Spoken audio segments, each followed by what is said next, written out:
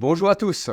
L'équipe de la rédaction du Canard Villardois se joint à moi pour vous souhaiter, à vous et à vos proches, une excellente année 2024. Qu'elle vous apporte joie, bonheur et prospérité. Nous allons commencer ce premier journal de l'année par les infos de la mairie. Le maire Pierre Larieux et le conseil municipal vous adressent leurs meilleurs vœux pour cette nouvelle année 2024. Puisse cette année vous apporter l'opportunité de grandir, d'apprendre et de vous épanouir dans tous les domaines. La cérémonie des vœux aura lieu samedi 13 janvier 2024 à 10h30 à la Halle des Sports. À cette occasion, vous pourrez découvrir le revêtement pour le sol de la Halle des Sports destiné à protéger le sol lors de manifestations autres que le sport. La cérémonie sera suivie d'un vin d'honneur. Nous vous attendons nombreux.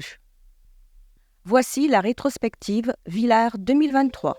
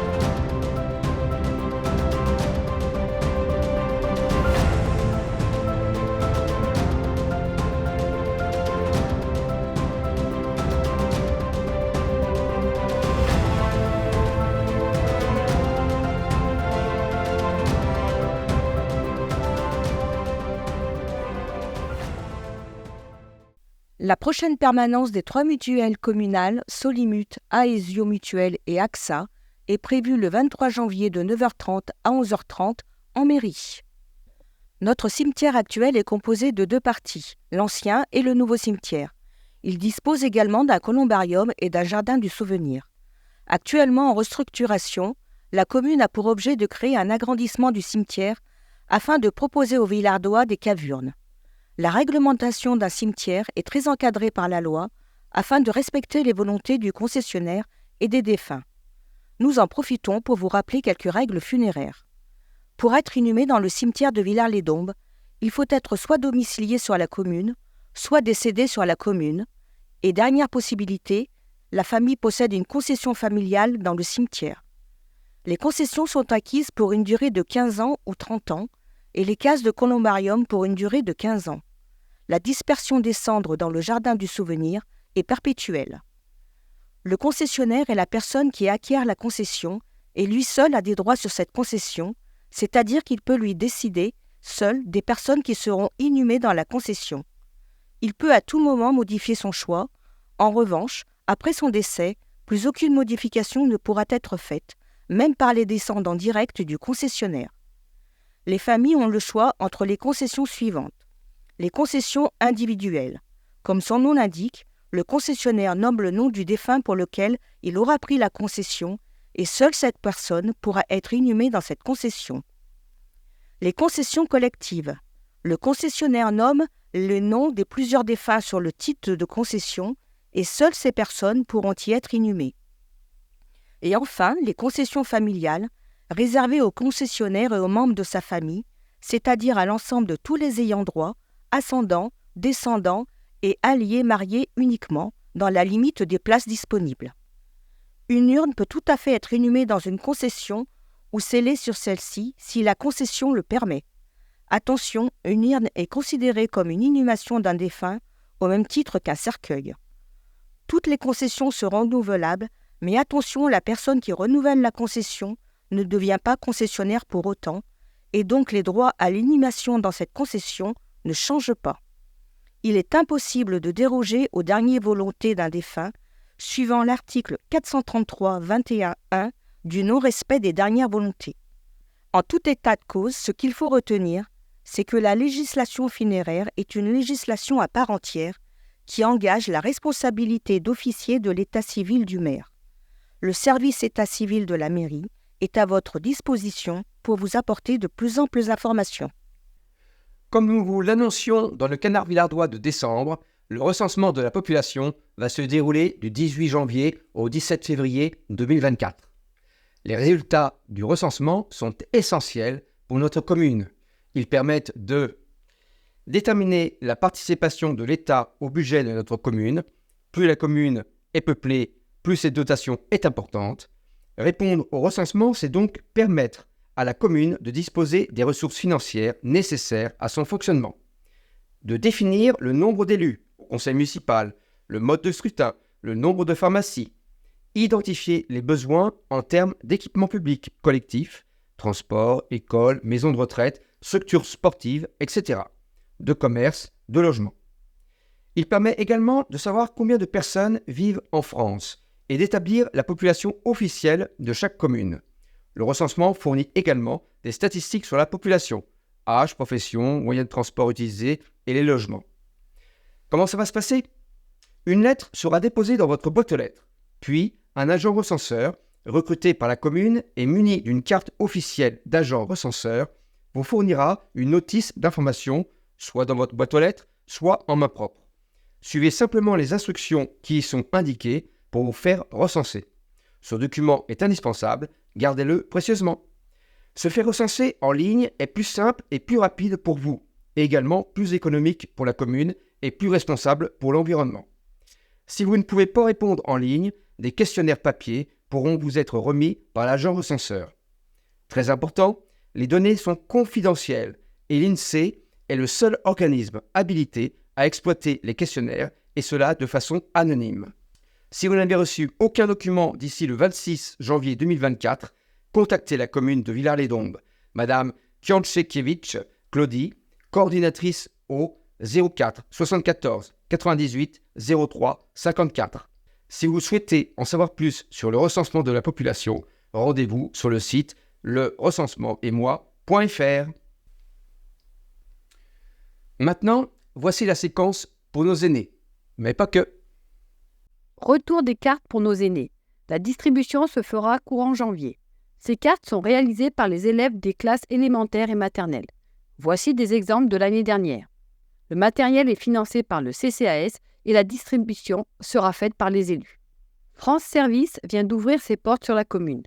Les locaux se situent ZAC de la Tuilerie, à côté de la déchetterie.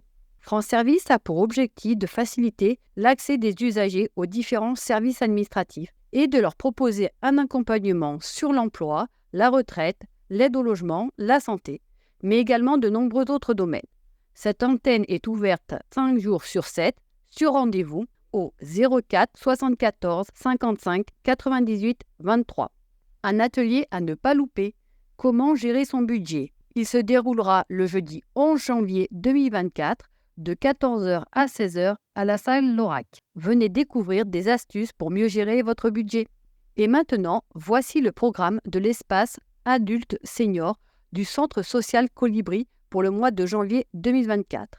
C'est tous les mardis de 14h à 16h30. Renseignements au 04 74 98 12 34. Santé et sécurité maintenant. Le premier don du sang de l'année aura lieu mercredi 3 janvier de 15h15 à 19h15 à la Halle des Sports.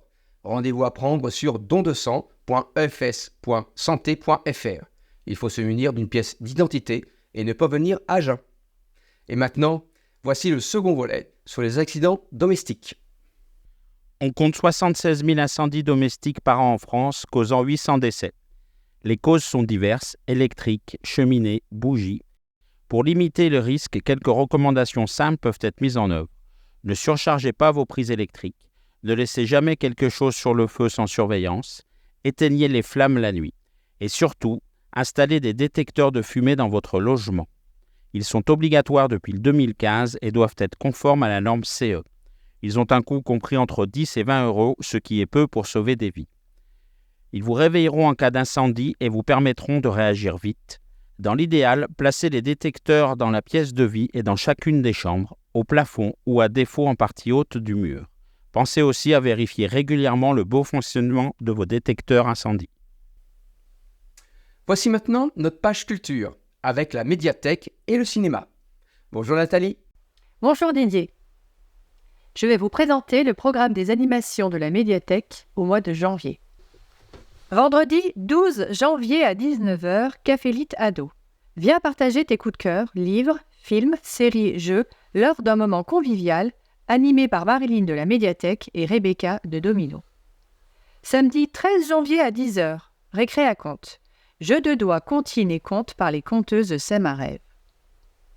Dans le cadre de la nuit de la lecture, samedi 20 janvier à 14h, 15h30 et 17h, Escape Game, recherche à risque. Vous incarnez un groupe de survivants reclus dans la médiathèque suite à la contamination de l'air extérieur. Là, vous découvrez les travaux d'une scientifique qui semblait être sur le point de retrouver un remède. Vous devez comprendre sa démarche, résoudre les nombreuses énigmes pour récupérer son travail. Mais vous n'avez qu'une heure avant l'arrivée des secours pour évacuer en urgence la ville. Marilyn n'étant pas à mes côtés aujourd'hui, nous avons enregistré une petite vidéo à votre attention. L'équipe de la médiathèque Bénévoles et salariés vous souhaite une très belle année, 2024. une année formidable, Pleine de joie, avec de la paix, des vrais bonheurs. et de l'amour. Ou alors, vous pouvez tout plaquer pour partir au bout du monde.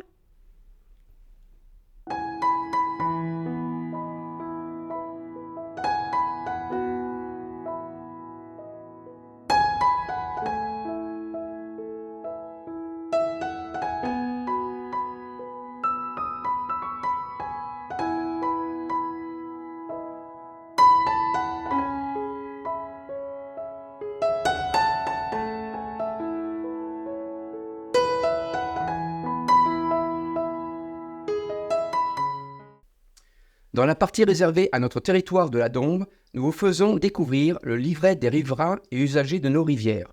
Voici quelques éléments d'explication.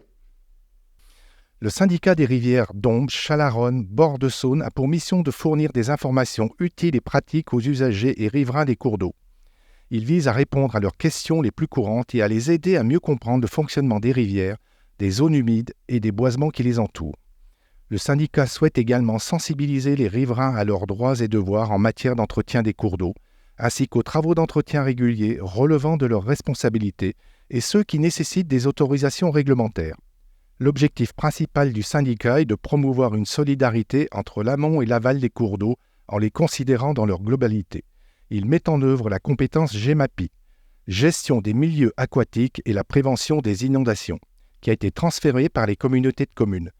Le syndicat mène ainsi des actions visant à la restauration des milieux, la lutte contre les pollutions diffuses, la préservation de la biodiversité, la prévention des inondations, etc., etc.